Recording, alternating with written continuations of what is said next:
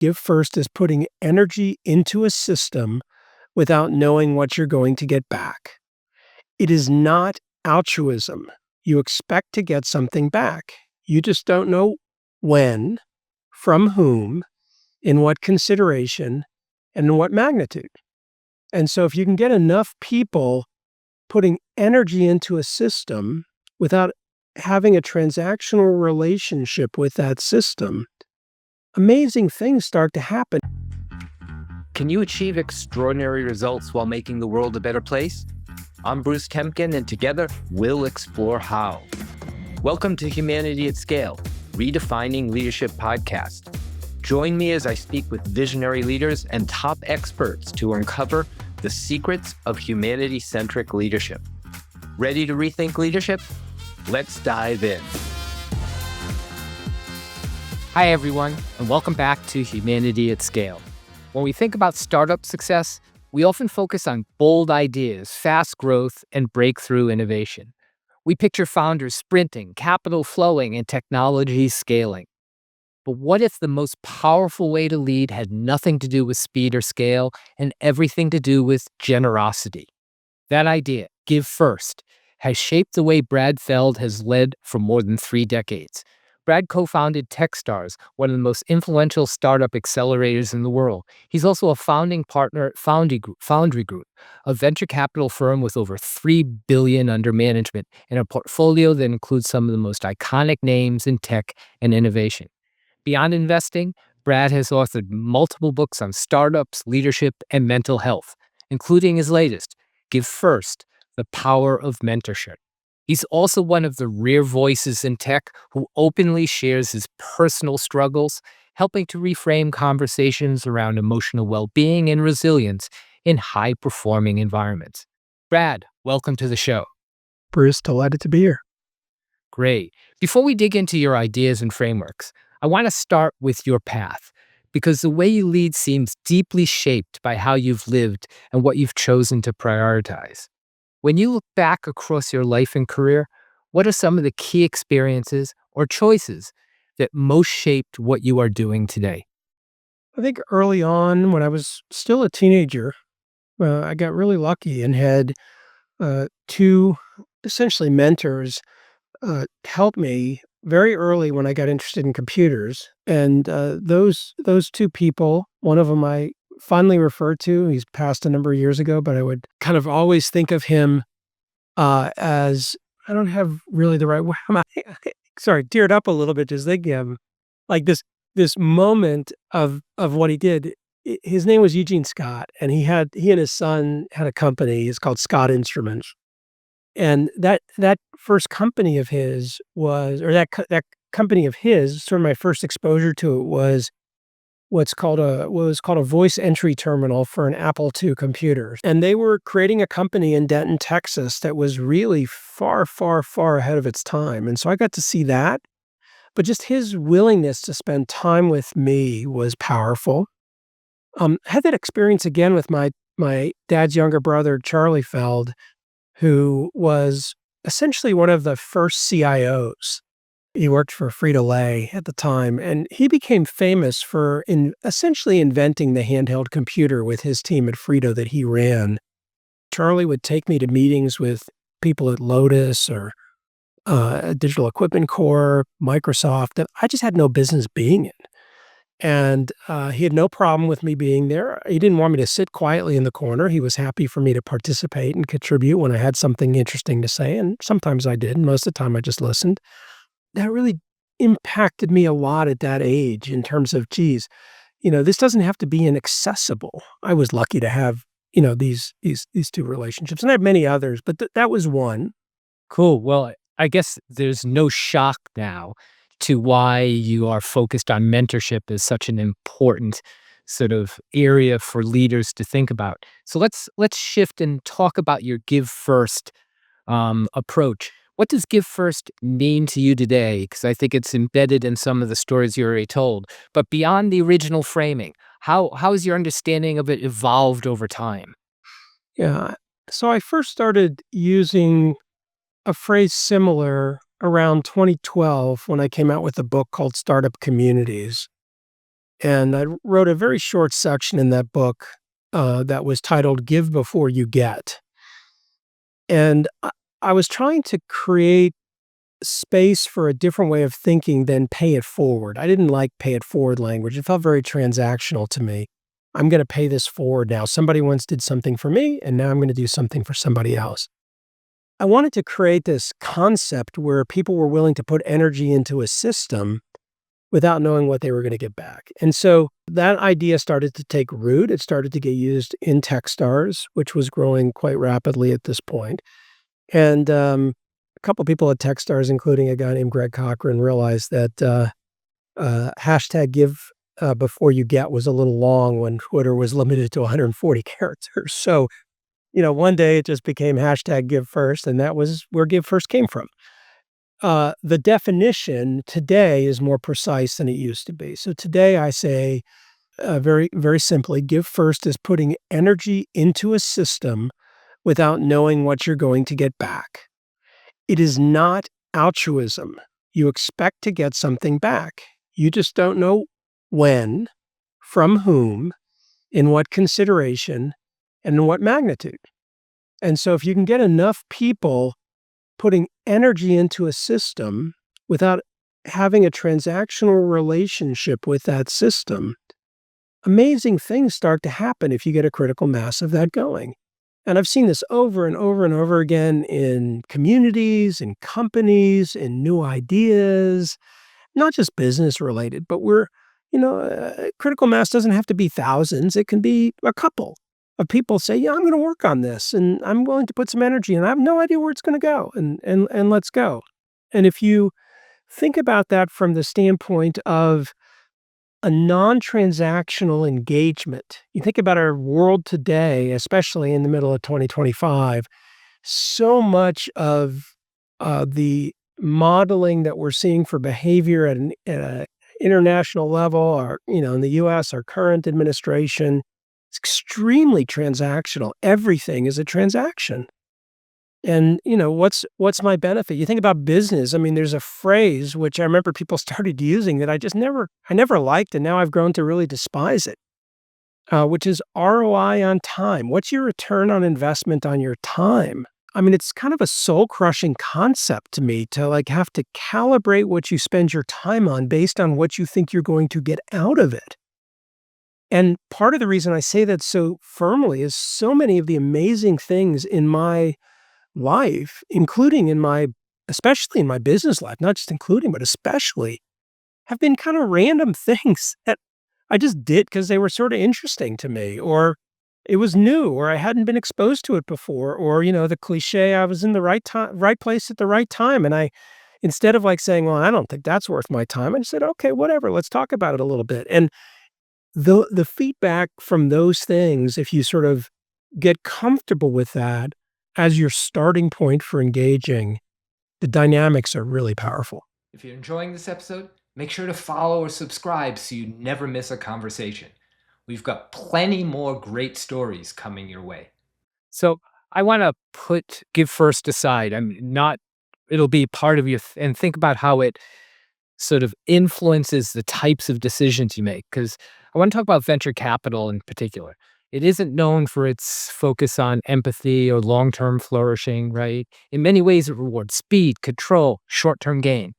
And yet, you've built a career at the center of that system while pushing for something deeper: trust, patience, purpose. I want to explore how you've navigated that tension. How would you describe your investment philosophy, and how does it differ from more traditional VC mindset? So I don't think that there's a universal VC mindset. I think there's lots of different ways to be a successful and effective venture capital investor. I think that there's a lot of noise that often drowns out, other different approaches. But I think that if everybody is doing the same thing, almost by definition, it's not a particularly interesting thing. So, especially in the context of innovation, venture capital, and new company creation. So for my frame of reference, I evolved to a place reasonably quickly from where I was as an angel investor. So after my first sale of my first company, I took almost all the money I made which was somewhere between $1.5 million, $2 million. It wasn't a ton of money, but it was a decent amount of money after tax. And I invested it in 40 companies over 3 years. And I promised, just to give a sense of the threshold of it, I promised Amy that we'd never have my wife, Amy, well, we'd never have less than $100,000 in the bank. That was like, like, it's cool. Like, I have earning power and we'll never have less than $100,000 in the bank. And of course, we ended up with less than $100,000 in the bank because I kept making it. Well, it was so much fun. At the time that I was doing this, I was investing in about a company a month. And in the 1990s, that was unheard of for an angel investor. Angel investors did, 1 or 2 investments a year, maybe 3 investments a year. And today it's commonplace. Like that's a normal thing. But at the time it was crazy. And like I didn't know anything about investing, and I didn't realize it was perceived that way. Eventually it became clear to me after probably 10 investments or so that now everybody's calling me up because I'm the guy with a easy checkbook. But that was good because my generated tons of deal flow. My view very quickly became oriented around 2 things. One was people and the other was product.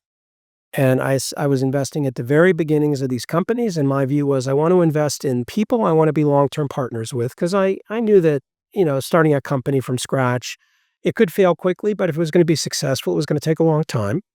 Not 3, 4, 5 years, but 10, 15 years, maybe longer. And I cared about the product. I wanted to invest in products that I cared about.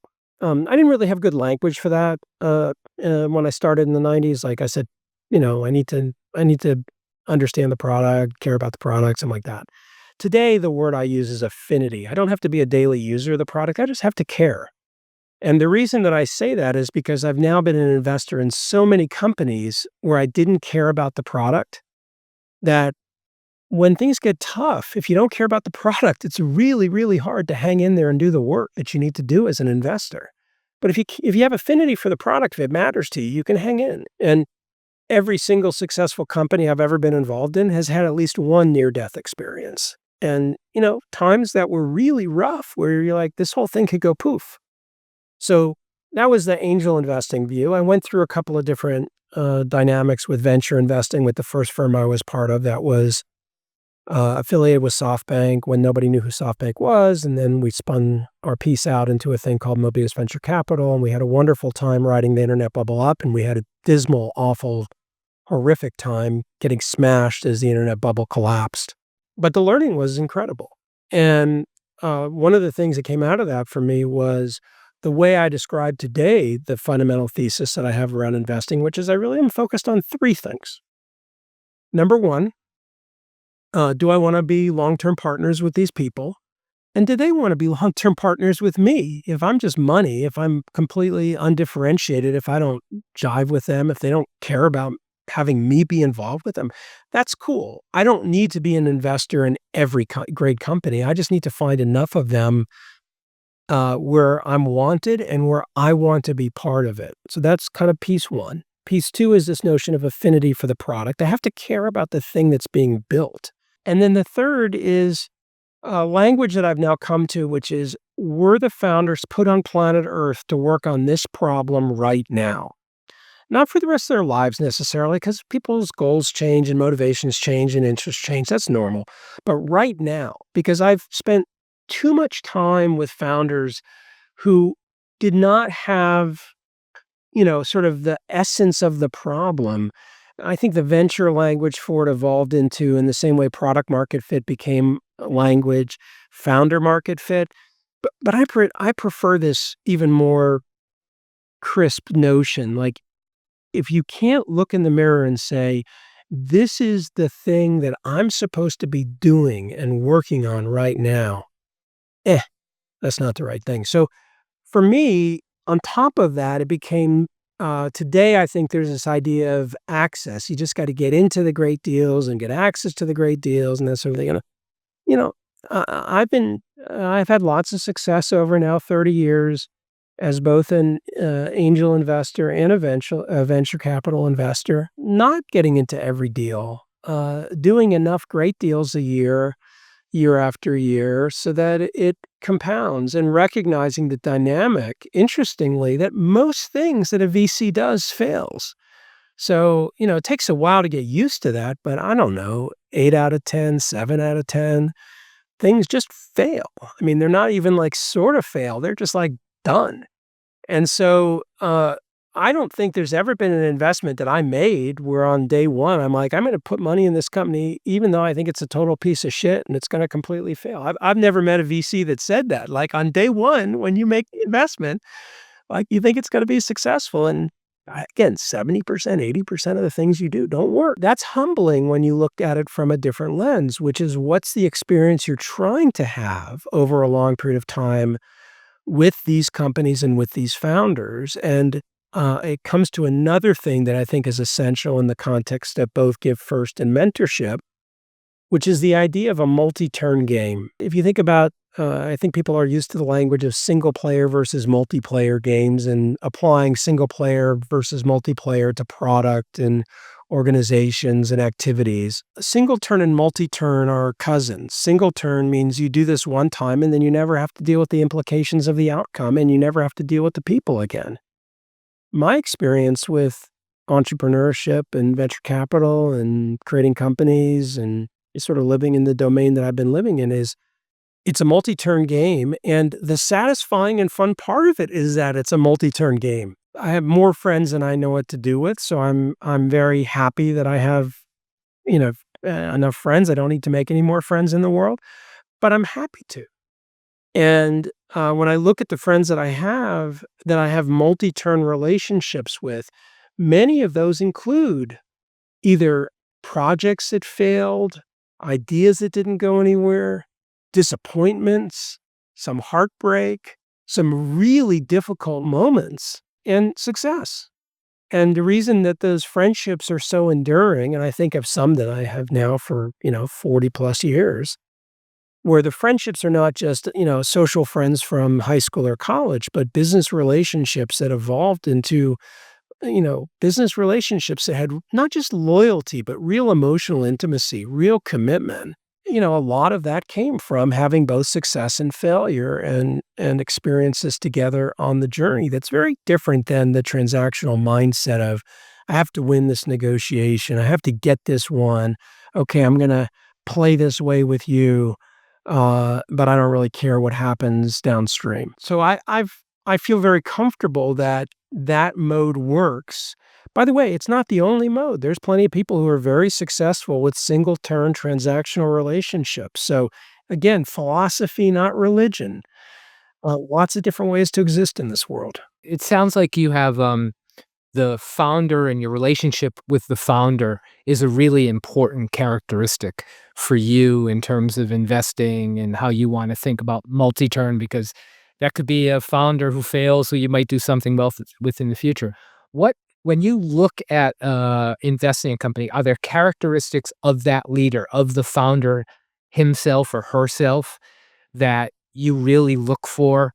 And by the way, is Give First part of what you look for in one of those founders? I don't think I filter on Give First because I think it's both presumptuous and I think it's self-reinforcing in a negative way. I think instead I behave in that way. And, for people that work with me that didn't hadn't had an exposure to it before or weren't inclined to behave that way, I think a lot of them, pick up the characteristics that are interesting and useful to them, and some don't, and that's totally fine. So I don't use that as a filter in the context of my investing.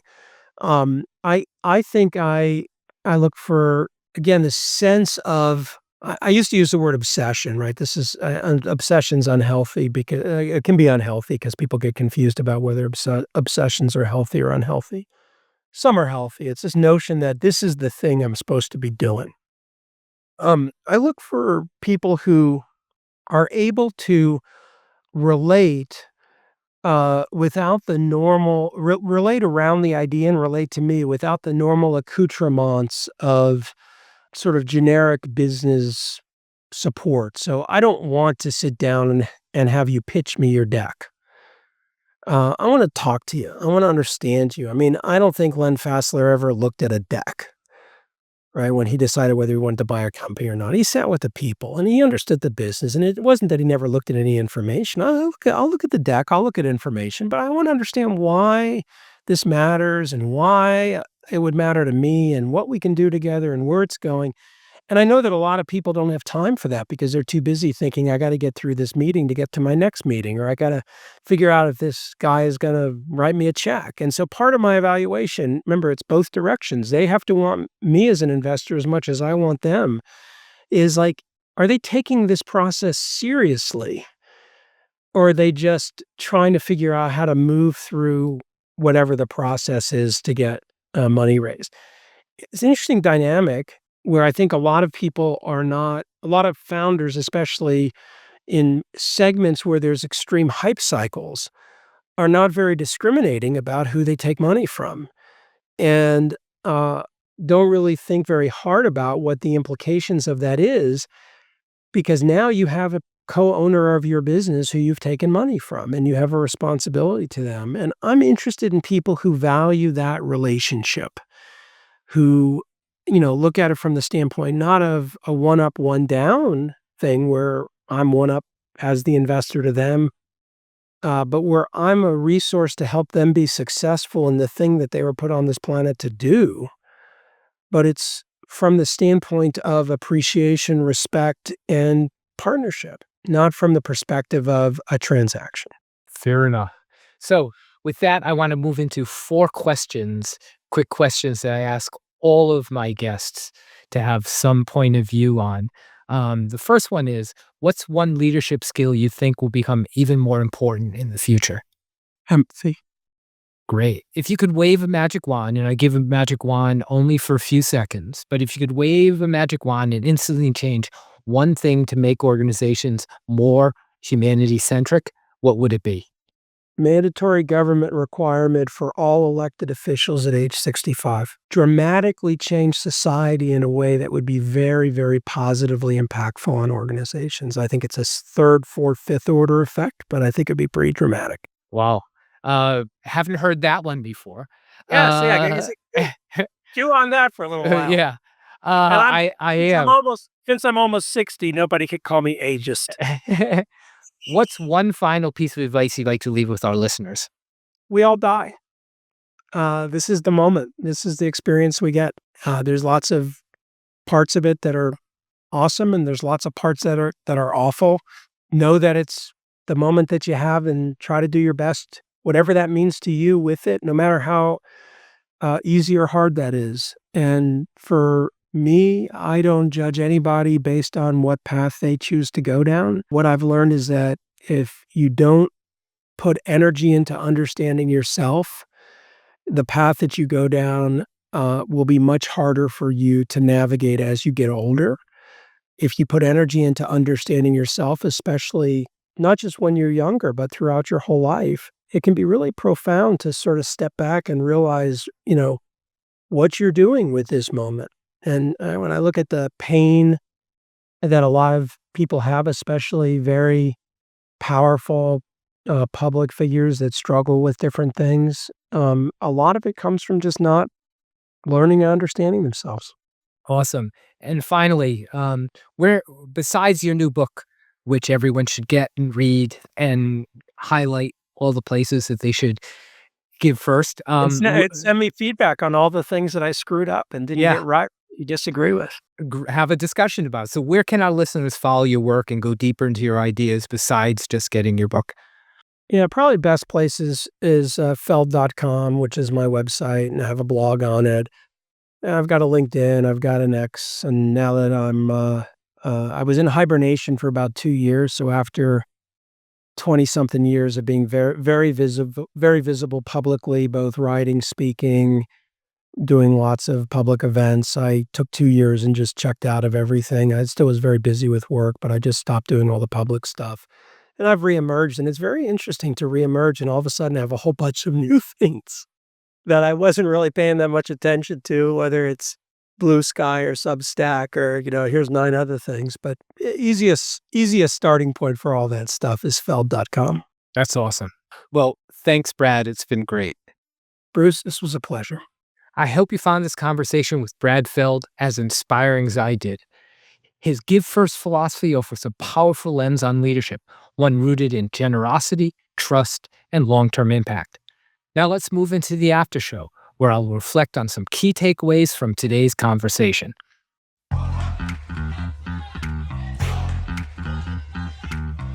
Welcome to the after show. There's something refreshingly steady about Brad Feld.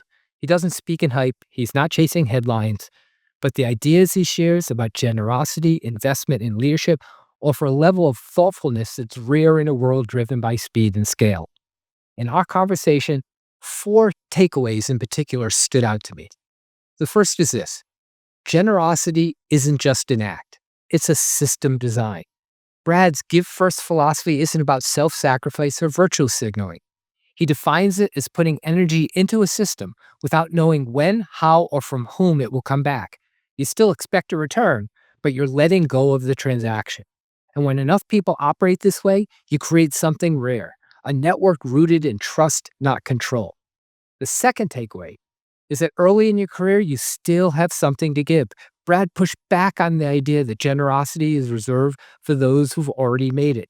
Even if you're just starting out, you have insight, energy, and curiosity to offer. And often, it's the very act of giving that kickstarts momentum. This isn't about having resources. It's about choosing how to show up. The third idea is that Brad invests in relationships, not transactions. At the heart of Brad's investment approach is a simple question: do I want to be in a long-term partnership with this person? That sense of alignment and mutual commitment matters more to him than pitch decks or short-term traction. He also considers whether he cares about the product and whether the founder feels uniquely called to solve the problem. But it's the human connection that drives everything else. And the fourth takeaway is that self-awareness isn't soft, it's strategic. Brad talked openly about aging, burnout, and what it means to stay grounded across decades. His message was clear: if you don't put effort into understanding yourself, the path only gets harder. But when you do, you build the capacity to lead and live with more clarity, consistency, and resilience. In the end, Give First isn't just a philosophy, it's a blueprint for how trust, generosity, and long-term partnership can reshape the systems we build. And that raises a few important questions. As we navigate fast-paced environments, how are we creating space to lead with patience, not just urgency? And in the relationships that matter most, how often are we showing up to give without keeping score? That's it for now. I hope you enjoyed this episode. Thanks for tuning in to Humanity at Scale, Redefining Leadership podcast. Remember, true leadership isn't only about achieving short-term results. It's about creating a lasting, positive impact on all of the people you touch.